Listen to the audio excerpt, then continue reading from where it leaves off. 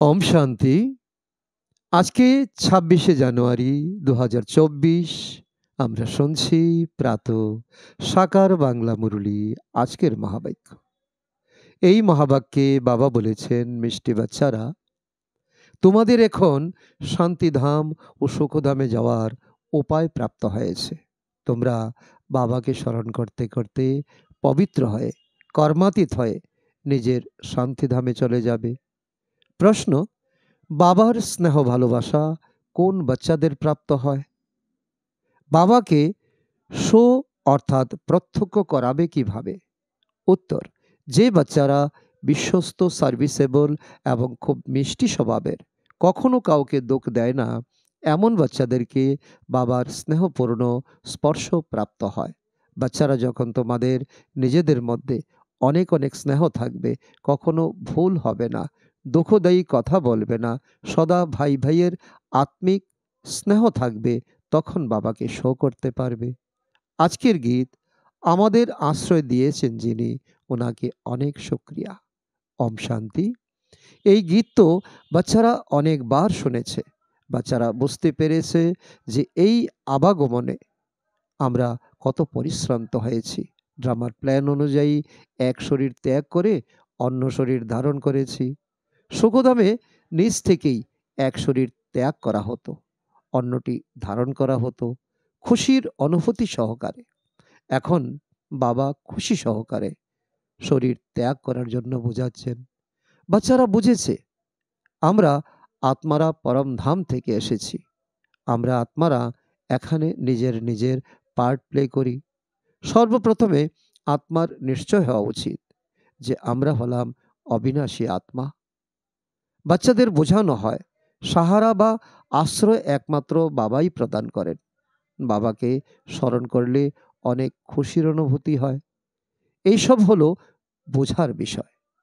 প্রথমে সবাই থাকে শান্তিধামে, তারপর সর্বপ্রথমে আসে সুখধামে। বাবা তোমাদের সাহারা প্রদান করেন। বাচ্চারা, তোমাদের শান্তিধাম, সুখধাম এই এলো বলে এটা তো নিশ্চিত যে আমরা আত্মারা এক শরীর ত্যাগ করে অন্যটি ধারণ করি।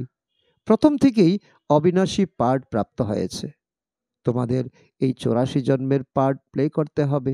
বাবা বাচ্চাদের সঙ্গেই কথা বলেন, কারণ এই কথাগুলি তোমরা বাচ্চারা ছাড়া আর কেউ জানে না।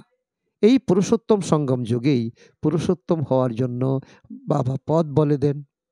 আত্মারা কোনো রকম ভয় থাকা উচিত নয়। আমরা তো অনেক উচ্চ পদ প্রাপ্ত করি। তোমরা সবাই জন্মগুলি জেনেছ। এখন হলো শেষ জন্ম। আত্মা বুঝেছে আমরা সাহারা প্রাপ্ত করেছি শান্তিধাম সুখধামে যাওয়ার জন্য, তো খুশি ও আনন্দে যাওয়া উচিত। কিন্তু এখন এই জ্ঞানও প্রাপ্ত হয়েছে যে আত্মা হলো পতিত। আত্মার উড়ে যাওয়ার পাখা ভেঙে গেছে। মায়া পাখা ভেঙে দিয়েছে, তাই ফিরে যেতে পারে না। পবিত্র অবশ্যই হতে হবে। সেখান থেকে নিচে তো এসে গেছে, কিন্তু এখন নিজে নিজে ফিরে যেতে পারে না। সবাইকে পার্ট প্লে করতেই হয়। তোমাদেরও এমন বুঝতে হবে আমরা হলাম অনেক উঁচু কুলের। এখন আমরা পুনরায় উঁচু বংশের রাজ্যভাগ্য প্রাপ্ত করি। তখন আমরা এই শরীর নিয়ে কি করব? আমাদের তো সেখানে নতুন শরীর প্রাপ্ত হবেই। এইরূপ নিজের সঙ্গে কথা বলো। বাবা নিজের পরিচয় দিয়েছেন রচনার আদি মধ্য অন্তের রহস্য বোঝান, যে আত্মাই শতপ্রধান, শত রজ তম স্থিতিতে আসে। এখন আবার আত্ম অভিমানী হতে হয়। আত্মাকেই পবিত্র হতে হবে। বাবা বলেছেন শুধুমাত্র এক আমাকেই স্মরণ করো, আর অন্য কাউকে স্মরণ করো না। ধন সম্পদ, বাড়ি, সন্তান ইত্যাদিতে বুদ্ধি বিচরণ করলে কর্মাতীত অবস্থা প্রাপ্ত করতে পারবে না। তখন পদমর্যাদা কম হয়ে যাবে এবং সাজা ভোগও করতে হবে। এখন আমরা আত্মারা ফিরে যাব, পবিত্র হয়ে ফিরতে হবে। বাবা এসেছেন পবিত্র করতে, তো আমরা আনন্দের সাথে বাবাকে স্মরণ করব, যাতে আমাদের বিকর্ম বিনাশ হয়ে যায়। নিজেরা স্মরণ করলে তবেই অন্যদের বললে তীর লাগবে। একেই বিচার সাগর মন্থন বলা হয়। সকাল বেলায় বিচার সাগর মন্থন ভালো হয়, কারণ বুদ্ধি ভালো থাকে, রিফ্রেশ হয়। ভক্তিও সেই সময় করা হয়। গীত আছে, রাম নাম স্মরণ করো প্রভাতে আমার মন। ভক্তি মার্গে তো গান গাওয়া হতো। এখন বাবার ডাইরেকশন হলো, সকাল সকালে উঠে আমাকে স্মরণ করো। শতযুগে তো রাম নাম স্মরণ করা হয় না। এসব ড্রামাতে নির্ধারিত হয়ে আছে। বাবা এসে জ্ঞান ও ভক্তির রহস্য বোঝান। প্রথমে তোমরা জানতে না, তাই পাথর বুদ্ধি বলা হয়। শতযুগে এমন কথা বলবে না। এই সময়ই বলা হয়, ঈশ্বর তোমাদের সদ্বুদ্ধি দিন। এখানকার গায়ন ভক্তি মার্গে প্রচলিত হয়। তো বাবা বাচ্চাদের খুব স্নেহ সহকারে বোঝান যে, বাচ্চারা, তোমরা আমাকে, অসীম জগতের পিতাকে ভুলে গেছো। আমি তোমাদের অর্ধকল্পের জন্য অসীম অবিনাশী উত্তরাধিকার অর্থাৎ স্বর্গের অধিকার দিয়েছিলাম। তোমাদের অসীমের সন্ন্যাস আমি করিয়েছিলাম। আমি বলেছিলাম যে এই সম্পূর্ণ পুরনো দুনিয়াকে কবরস্থান পরিণত হবে, যা শেষ হয়ে যাবে। তোমরা সেসব কেন স্মরণ করো? আমাকে তোমরা আহ্বান করেছিলে না যে, বাবা, আমাদের পতিত দুনিয়া থেকে মুক্ত করো, পবিত্র দুনিয়ায় নিয়ে চলো। পতিত দুনিয়ায় কোটি কোটি মানুষ আছে, পবিত্র দুনিয়ায় সংখ্যায় খুব কম থাকে। তো কালেরও কাল মহাকালকে আহ্বান করা হয়েছে, তাই না? ভক্তরা ভগবানকে ডাকে যে এসে ভক্তির ফল প্রদান করুন। আমরা অনেক পরিশ্রান্ত। অর্ধকল্পের এই অভ্যাস ত্যাগ করতে পরিশ্রম লাগে। এইসব ড্রামাতে নির্ধারিত রয়েছে। বাচ্চারা নম্বর অনুসারে, পুরুষার্থ অনুযায়ী নিজের কর্মাতীত অবস্থাকে প্রাপ্ত করে, পূর্বকল্পের মতো। তারপরে বিনাশ হয়ে যাবে। এখন তো থাকবার জায়গাও নেই, আনাজ নেই, খাবে কি? আমেরিকাতে বলা হয় কোটি কোটি মানুষ খাদ্যের অভাবে মারা যাবে। ন্যাচারাল ক্যালামিটিস অর্থাৎ প্রাকৃতিক দুর্যোগ তো হবেই। যুদ্ধ লাগলে আনাজ আসবে কোথা থেকে? যুদ্ধ বিগ্রহ খুব ভয়ঙ্কর হয়। যা কিছু তাদের কাছে তৈরি আছে, তারা সব বাইরে বের করবে। প্রাকৃতিক দুর্যোগও কিছুটা সাহায্য করবে। তার আগেই কর্মাতীত অবস্থাকে প্রাপ্ত করতে হবে। শাম থেকে গৌর বর্ণে পরিণত হতে হবে। কাম চিতায় বসে শাম বর্ণ হয়েছ সবাই। এখন বাবা সুন্দর করছেন। আত্মাদের থাকার ঠিকানা তো একটাই, তাই না? তোমরা এখানে এসে পার্ট প্লে করছো। রাম রাজ্য ও রাবণ রাজ্য ক্রস করছো। বাবা বলছেন, এখন হলো পুরানো দুনিয়ার শেষ সময়। আমি আসি শেষ সময়ে, যখন বাচ্চারা আহ্বান করে। এই কলিযুগের অন্তিম সময়ে আমি আসি। পুরানো দুনিয়ার বিনাশ অবশ্যই হবে। কথাতেও আছে না, কারো পৌষ মাস, কারো সর্বনাশ, অর্থাৎ মিরুয়া মত মলুকা শিকার। কিন্তু বাবার শ্রীমত অনুসারে না চললে সেই খুশি অনুভব হবে না। তোমরা এখন বাচ্চারা জানো, আমাদের এই শরীর ত্যাগ করে অমরপুরীতে যেতে হবে। তোমাদের নামই হলো শক্তি দল, শিব শক্তি। তারপরে তোমরা হলে প্রজাপিতা ব্রহ্মা কুমার ও কুমারী। শিবের তো সন্তান তোমরা। পরে ব্রহ্মার সন্তান হলে ভাই বোন। প্রজাপিতা ব্রহ্মার দ্বারা রচনা হয়। ব্রহ্মাকে গ্রেট গ্রেট গ্র্যান্ড ফাদার বলা হয়। তো বাবা বসে আত্মাদেরকে বোঝাচ্ছেন, আত্মাই শরীর দ্বারা সবকিছু করে। আত্মার শরীরকে আহত করা হয়। তো আত্মা বলবে, আমি এই শরীর দ্বারা অমুক আত্মার শরীরকে আহত করেছি। বাচ্চারা পত্রে লেখে, আমি আত্মা এই শরীর দ্বারা এই ভুল কাজ করেছি। পরিশ্রম আছে, তাই না? এর উপরেই বিচার সাগর মন্থন করতে হবে। পুরুষদের জন্য খুব সহজ। বোম্বাইতে সকালে অনেক ঘুরতে যায়। তোমরা তো একান্তে বসে বিচার সাগর মন্থন করতে হবে। বাবার মহিমা বর্ণন করতে থাকো। বাবা, সবই আপনার মহিমা। দেহধারীদের মহিমা কীর্তিত হয় না। বিদেহী উচ থেকে উচ হলেন ভগবান। তিনি কখনো নিজের দেহ ধারণ করেন না। নিজেই বলেন, আমি সাধারণ দেহে প্রবেশ করি। ইনি নিজের জন্মগুলি জানেন না, তোমরাও জানতে না। ইনি এখন আমার দ্বারা জেনেছেন, তো তোমরাও জেনেছ। সুতরাং এ হলো প্র্যাকটিস। বাবাকে স্মরণ করলে তোমাদের অনেক খুশি হবে। যখন নিজেদের আত্মা নিশ্চয় করব, তখন আত্মাকেই দেখতে থাকব। তখন বিকারের কোনো কথা উঠতেই পারে না। বাবা বলেন অশরীরী ভব। তাহলে ক্রিমিনাল সংকল্প উৎপন্ন হয় কেন? শরীর দর্শন করলেই পতন হয়। দেখতে হবে আত্মাকে। আমরা হলাম আত্মা, আমরা এই পার্ট প্লে করি। এখন বাবা বলছেন অশরীরী ভব। আমাকে স্মরণ করো, তো পাপ কেটে যাবে এবং স্মরণের যাত্রায় থাকলে পুণ্য ধন জমা হবে। সকালের সময়টি হলো খুব ভালো। বাবা ব্যতীত আর কাউকে দেখবে না। এই লক্ষ্মী নারায়ণ হলো এইম অবজেক্ট। মনমানা ভব, মদ্দাজি ভব, এর অর্থ কেউ জানে না। তোমরা বোঝাতে পারো। ভক্তি হলোই প্রবৃত্তি মার্গের মানুষদের জন্য। তারা নিবৃত্তি মার্গের মানুষেরা জঙ্গলে কি আর ভক্তি করবে? পূর্বে তো তারাও শতপ্রধান ছিল। সেই সময় তাদের কাছে সবকিছু জঙ্গলে পৌঁছে যেত। এখন তো দেখো কুটিরগুলি খালি পড়ে আছে। কারণ তমপ্রধান হওয়ার দরুন তাদের কাছে আর কিছুই পৌঁছায় না। ভক্তদের শ্রদ্ধা নেই, ভাবনা নেই। তাই এখন ব্যবসা ইত্যাদিতে ব্যস্ত হয়েছে। কোটি কোটিপতি, পদমপতি, এখন এই সবই তো শেষ হবে। এমন তো নয় এই সোনা দিয়ে কোনো বাড়ি ইত্যাদি তৈরি হবে। সেখানে তো সবকিছুই হবে নতুন। আনাজও হবে নতুন। নতুন দুনিয়ায় ফার্স্ট ক্লাস জিনিস থাকে। এখন তো ভূমি নষ্ট হয়েছে বলে ফলে আনাজও পুরোপুরি উৎপন্ন হয় না। সেখানে তো সম্পূর্ণ ভূমি তোমাদের, সাগরও তোমাদেরই থাকে। সেখানে কত শুদ্ধ ভোজন খাওয়া হয়। এখানে তো দেখো পশুদেরও ভোজন রূপে শিকার করা হয়। সেখানে এমন কোনো ব্যাপার নেই।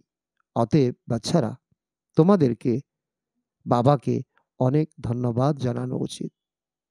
তোমরা বাবাকে জানো আর তারপরে অন্যদেরকে বলো যে বাবা বলছেন আমি সাধারণ বৃদ্ধ দেহে ওনার অর্থাৎ ব্রহ্মা বাবার বানপ্রস্থ অবস্থায় প্রবেশ করি।